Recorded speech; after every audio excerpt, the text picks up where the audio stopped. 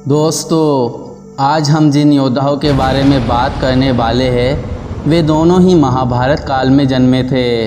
वे दोनों ही धर्म के महान ज्ञाता थे। उनके सामर्थ्य की तुलना किसी से भी नहीं की जा सकती। महाभारत के युद्ध में दोनों ने कौरवों का साथ देते हुए पांडवों के खिलाफ युद्ध किया था। दोस्तों, आज हम ऋषि भारद्वाज के पुत्र और गांडीवधारी अर्जुन के गुरु द्रोणाचार्य और माता गंगा के पुत्र देवव्रत भीष्म के बारे में बात करेंगे।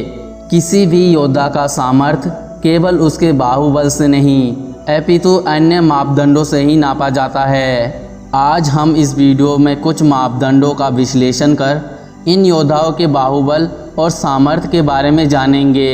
यहाँ एक और वह महान योद्धा है जिसने अपने पिता के सुख के लिए आजीवन ब्रह्मचर्य और अविवाहित रहने की प्रतिज्ञा ली थी। तो दूसरी तरफ है महान योद्धा अर्जुन के गुरु द्रोणाचार्य जो ऋषि भारद्वाज के कलश में जन्मे थे। तो आइए दोस्तों, हम इन दोनों योद्धाओं के विशेषताओं पर नज़र डालते हैं और यह जानने का प्रयास करते हैं कि कौन किससे बेहतर योद्धा था और किस योद्धा में अधिक बाहुबल और सामर्थ्य था। तो प्रथम बात करते हैं इनकी शिक्षा की। अगर हम शिक्षा के आधार पर तुलना करते हैं तो इन दोनों महान योद्धाओं की तुलना की ही नहीं जा सकती, क्योंकि दोनों के गुरु एक ही थे, भगवान परशुराम जी। यहाँ पर दोनों योद्धा समान स्थिति में दिखाई पड़ते हैं। दूसरा मापदंड है अस्त्र और शस्त्र की। अगर हम बात करें पितामह भीष्म के बारे में तो उन्होंने अपने सारे अस्त्र और शस्त्र भगवान परशुराम जी से प्राप्त किए थे और साथ ही उन्हें अपने पूर्वजों से प्रश्वापास्त्र नामक एक अस्त्र प्राप्त हुआ था जो संसार में केवल उन्हीं के पास था,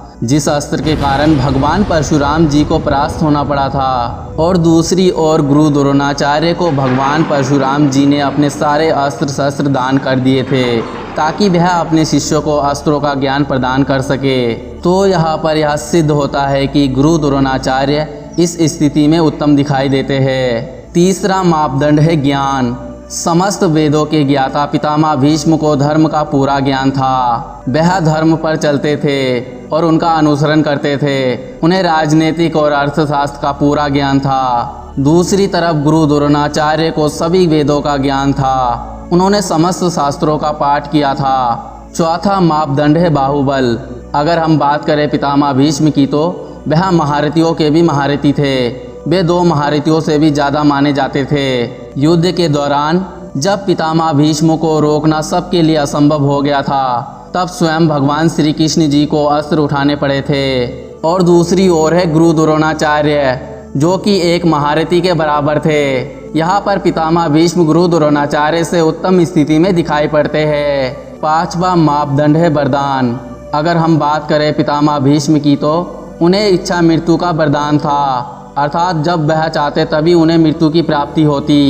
दूसरी तरफ बात करें गुरु द्रोणाचार्य की तो उन्हें किसी से कोई वरदान या श्राप नहीं था। तो यहाँ पर भी भीष्म पितामह उत्तम स्थिति में दिखाई पड़ते हैं। गुरु द्रोणाचार्य और पितामह भीष्म के विषय में यह विश्लेषण पूर्णतः काल्पनिक है। वास्तव में इन दोनों का सामना कभी हुआ ही नहीं था। हमारा मानना तो यह है कि भीष्म पितामह गुरु द्रोणाचार्य जी को परास्त कर देते। आप इस बारे में क्या सोचते हैं दोस्तों? अपना राय ज़रूर कमेंट करें और अगर वीडियो पसंद आए तो लाइक करें, शेयर करें और हमारे चैनल को सब्सक्राइब करना ना भूलें। मिलते हैं अगले नए वीडियो में, तब तक के लिए धन्यवाद।